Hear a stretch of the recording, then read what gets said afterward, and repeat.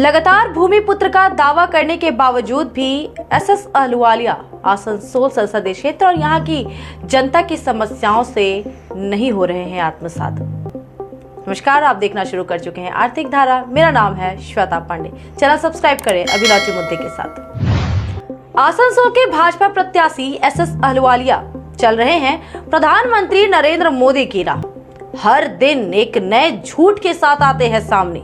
आज पूरी टीम के साथ रूबरू हुए मीडिया कर्मियों से फिर बोला झूठ। जेके नगर बालको यूनिट के स्क्रैप में बिक्री की बात को किया स्वीकार और पार्टी में बिखराव की बात को छिपाने की हुई कोशिश। राज्य सरकार की हुई आलोचना, साथ ही जल संकट और गृहहीनता को बताया बड़ी समस्या। शिक्षित और बेरोजगारों की भी हुई चर्चा। इतना तो हो गया स्पष्ट कि भूमिपुत्र के हो जितने भी दावे मूल समस्याओं से हैं वे अनभिज्ञ। आज चर्चा करते हैं उनके प्रेस मीट की और खंगालते हैं इसके मायनों को। हर समय नए झूठ के साथ आते हैं सामने। कोयला उद्योग के निजीकरण की उन्होंने की चर्चा। उन्होंने दावा किया एचएमएस को छोड़ सभी यूनियनों ने जताई थी सहमति। इनमें पूर्व सांसद हराधन राय भी थे शामिल। कोयला उद्योग के निजीकरण पर जानबूझकर क्यों झूठ बोलते हैं अहलुवालिया? निजीकरण के खिलाफ लगातार यूनियनों का चल रहा है आंदोलन, अभी तक जारी है। ईसीएल आर्थिक संकट के कारण थी बीआईएफआर में। उसके रिवाइवल के लिए प्रबंधन ने बनाई थी एक योजना। उसमें थी घाटे में चल रही 17 कोयला खदानों में आउटसोर्सिंग की। ध्यान रहे निजीकरण की नहीं। उस समय सीटू से संबंध सीएमएसआई के महासचिव थे हराधन रॉय। उन्होंने किया था इसका पुरजोर विरोध।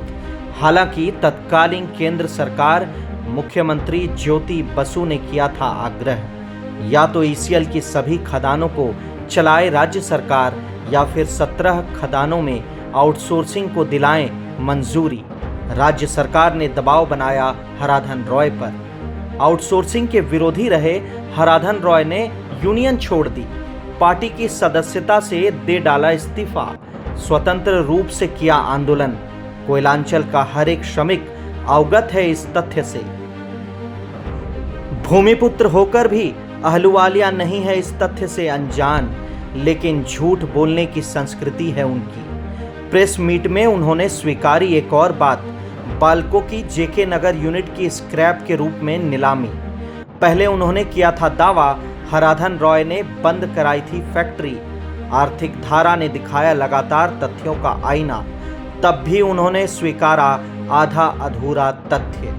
उन्होंने कहा कि स्क्रैप में बिका प्लांट, लेकिन उन्होंने यह नहीं स्वीकारा कि उस समय थे वे भाजपा के राज्यसभा सदस्य। उनकी सरकार ने बेचा बालको को स्टारलाइट को, उसने बेचा जेके नगर यूनिट को, उनके फैमिली ने खरीदा पेस्ट प्लांट। सुनिए प्रेस मीट की बातें। কয়লা খনি প্রাইভেটাইজেশনের বিষয়টা নরসিংহ রাওয়ের গভর্নমেন্টের সময় হয়েছিল, আর তখন যে এগ্রিমেন্ট হয়েছিল কোল মিনিস্ট্রির সঙ্গে, তার মধ্যে মাত্র একটা অর্গানাইজেশন এইচএমএস ছাড়া বাদ বাকি সি2 এআইটিউসি সবাই মিলে সই করে এই এগ্রিমেন্টে সই করেছিল যে এই কন্ডিশনে আপনি প্রাইভেটাইজ করতে পারেন। তার মধ্যে হারাধন রায়েরও সই আছে, তার মধ্যে আবার আইএনটিসিরও সই আছে, তার মধ্যে আমাদের এদেরও সই আছে,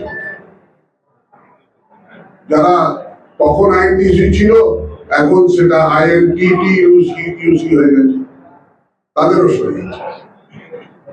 এটা বোঝা দরকার যে আমাদের রাষ্ট্রীয়করণ করার পেছনে কি প্রয়োজন ছিল বা কি ঔচিত্য ছিল, আর পরবর্তীকালে তাকে প্রাইভেটাইজ করার জন্য কি কারণ আছে। আমার যদি জনগণের কোনো লাভ হয়, গ্রামীণ উন্নয়ন হয় বা পেরিফেরিতে তার ডেভেলপমেন্ট যদি করে, অনেক কিছু ভাবা যেতে পারে। के जो एल्युमिनियम कारखाना है उससे वहाँ के लोगों का कहना है कि एल्युमिनियम जो कारखाना है उसमें आपकी फैमिली की कुछ भूमिका थी। यहाँ से एक टेस्ट प्लांट ले जाया गया था, वहाँ के लोग आपका अभी तक इंतजार कर रहे हैं क्वेश्चन को लेकर। इस विषय में थोड़ा क्लियरिफिकेशन देंगे मैं वहाँ जाऊँगा, मेरे को लोग जानते हैं। जब एक कोई कारखाना स्क्रैप हो जाता है, जब कोई कारखाना स्क्रैप हो जाता है, तो स्क्रैप होकर को कौन खरीदता है? उसको स्क्रैप खरीदने वाला खरीदता है। तो जिसको ऑक्शन में, जिसने हिस्सा लिया और ऑक्शन में खरीदा और उसके बाद उस लोहे को गलाकर कुछ स्टील बनाने का काम होता है, इसने किया, कैसे किया, मैं जब जाऊंगा पता लगेगा। तो उसका जवाब रानीगंज रिहैबिलिटेशन का 2670 करोड़ रुपए एडीडीए द्वारा एडीडीए को दिया गया केंद्र सरकार को। केंद्र सरकार की ओर से रिहैबिलिटेशन के लिए 2670 करोड़ रुपए का रिहैबिलिटेशन प्रोजेक्ट के लिए दिया गया था। लेकिन उसकी न केंद्र ने सूद दी है और राज्य सरकार की तो आप देखिए है दुर्दशा। तो ये जो हालत हुई है, करोड़ों का प्रॉपर्टी वहाँ सड़ रहा है, इसकी जवाबदेही किसकी होनी चाहिए? कौन सा, कहाँ? रानीगंज जामुरिया का रिहैबिलिटेशन प्रोजेक्ट भूत हसान प्रभावित इलाकों में कई ऐसे परिवार हैं जो आज भी वहाँ रह रहे हैं। देखिए, मैं अभी आसनसोल का प्रतिनिधि बना नहीं सर, लेकिन आप बनने की मेरी कोशिश। मैं इस पर आपको क्लियर कर दूं। देखिए, आसनसोल के रानीगंज में जो रिहैबिलिटेशन का प्रोजेक्ट है, उसके लिए सुप्रीम कोर्ट के आदेश पर केंद्र सरकार को जो पैसा देना चाहिए वो पैसा केंद्र सरकार बहुत पहले दे चुकी है। अब इम्प्लीमेंटिंग एजेंसी है राज्य सरकार की एडीडीए और राज्य सरकार ने जो गलती की कि जो लोग वहां रहते हैं उनके जीवन के बारे में बिना सर्वे किए हुए जहां खाली जमीन मिला वहीं बिल्डिंग बना दिया। अब मान लीजिए कोई रानीगंज में खटाल में गाय लेकर रहता है और जमुरिया में 4 तल्ला पर उसको एक फ्लैट दे दिया गया, वो कैसे जाएगा बेचारा? रानीगंज में कोई आदमी एक किराना का दुकान चलाता है, जामुरिया में 2 तल्ला में उसको फ्लैट दे दिया गया। बिना उनके जीवन का जो सोर्स है, जीवन चलाने का जो सोर्स है, उसके बारे में बिना सर्वे किए हुए राज्य सरकार ने इस प्रोजेक्ट को चौपट कर दिया। इसके लिए पूरी जिम्मेदारी राज्य सरकार की है। केंद्र सरकार ने 1 रुपया रोक के नहीं रखा है। केंद्र सरकार की जो जिम्मेदारी थी कि सुप्रीम कोर्ट के आदेश पर पैसा देना, वो पैसा केंद्र सरकार दे चुकी है। मैं राज्य सरकार से पूछना चाहता हूं, मैं शत्रुघ्न सिन्हा जी से पूछना चाहता हूं कि वो पैसा तो केंद्र सरकार ने दिया था राज्य सरकार को, एडीडीए इंप्लीमेंटिंग एजेंसी है, तो एडीडीए से फिर वो रुपया लेकर राज्य सरकार के हाउसिंग डिपार्टमेंट को क्यों दे दिया गया? क्योंकि हाउसिंग डिपार्टमेंट में टेंडर के माध्यम से केवल कमीशन कमाना था, केवल कमीशन कमाने के लिए वो पैसा खर्च किया गया।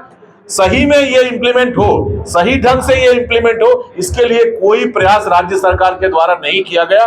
हम लोग ये डिमांड करते हैं कि अहलुवालिया जी संसद में जाने के बाद, पार्लियामेंट में जाने के बाद, उनके माध्यम से हम लोग केंद्रीय सरकार के अटेंशन ड्रॉ कराएंगे कि केंद्र सरकार के पैसे को इस ढंग से मिसयूज क्यों किया गया, और रानीगंज में यदि कोई धसान होता है तो उसकी जिम्मेदारी अब किसकी होगी? सर, केंद्र सरकार की कई सारी जमीनें आसनसोल में है, आसनसोल लोकसभा केंद्र में, उसका क्या इस्तेमाल किया जाएगा? ऐसी कोई योजना है आपका? देखिए, ये बहुत बड़ा क्वेश्चन आप कर रही हैं, मैं अभी उसका जवाब नहीं दे सकता।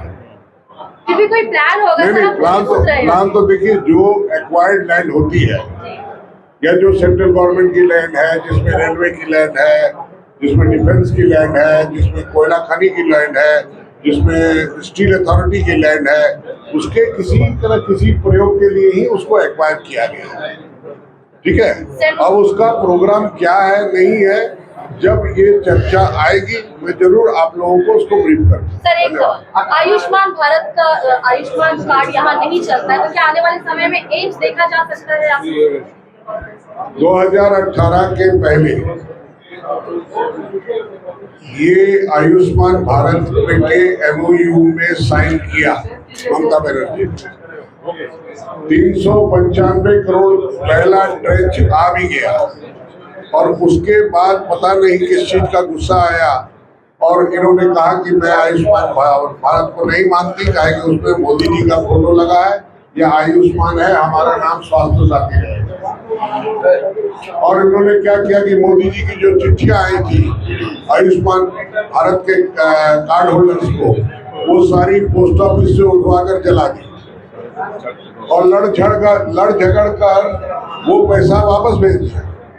पैसा वापस जाने से क्या हुआ, नुकसान क्या है? आज के स्वास्थ्य साथी कार्ड होल्डर पश्चिम बांगलार सीमानार বাইরে কোনো মেডিকেল ফ্যাসিলিটি পায় না তার কার্ডের এগেইনস্টে, whereas আয়ুষ্মান ভারতের কার্ড হোল্ডার কাশ্মীর থেকে কন্যাকুমারী আর কাছ থেকে কোহিমা যে কোনো স্টেটে গিয়ে যে কোনো হসপিটালে গিয়ে বিনা পয়সায় ট্রিটমেন্ট করাতে পারে।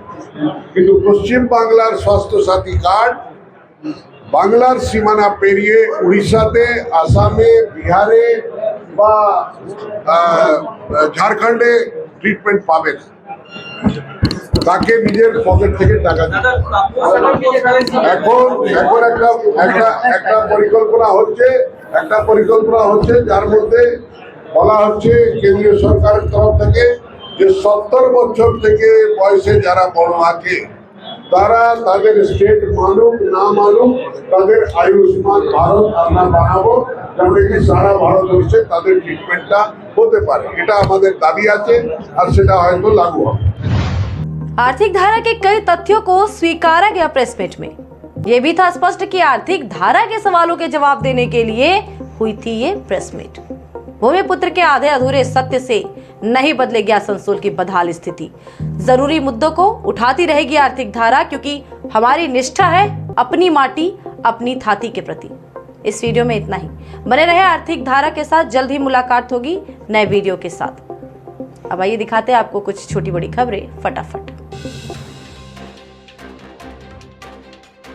आसनसोल के बाराबनी विधानसभा इलाके में भाजपा की प्रचार गाड़ी पर हुआ हमला।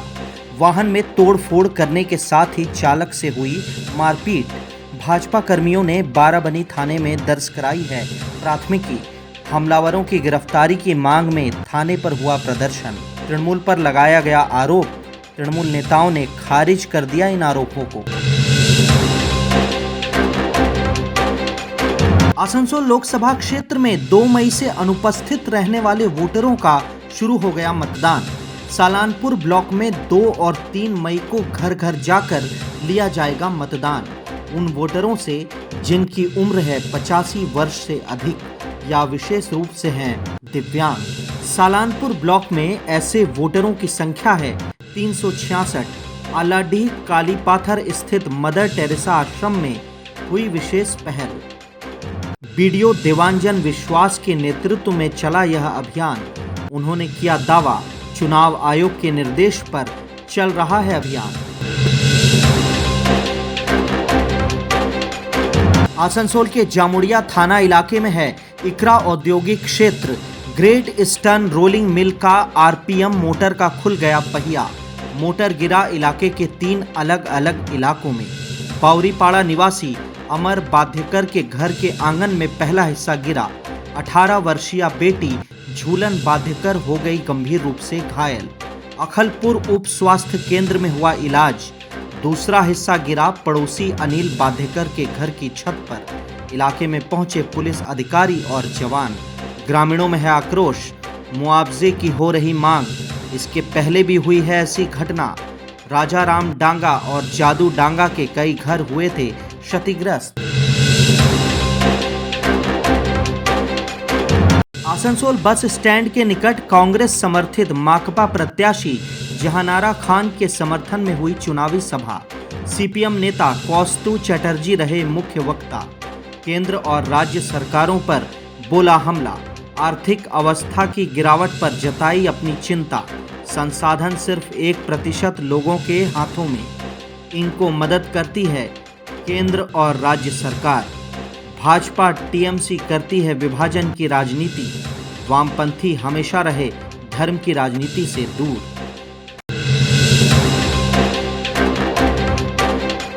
राज्य में माध्यमिक परीक्षा का रिजल्ट हुआ जारी। ग्रामीण इलाकों के परीक्षार्थियों ने किया शानदार प्रदर्शन।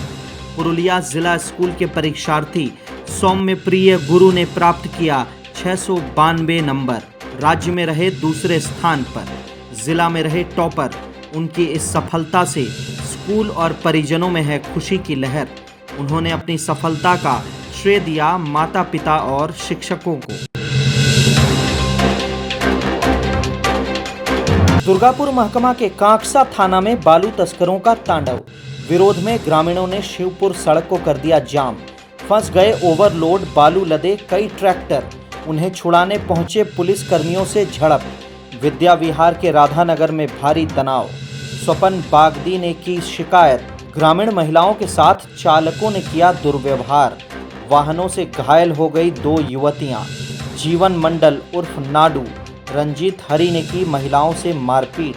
कड़ी मशक्कत के बाद पुलिस कर्मियों ने समाप्त कराया आंदोलन।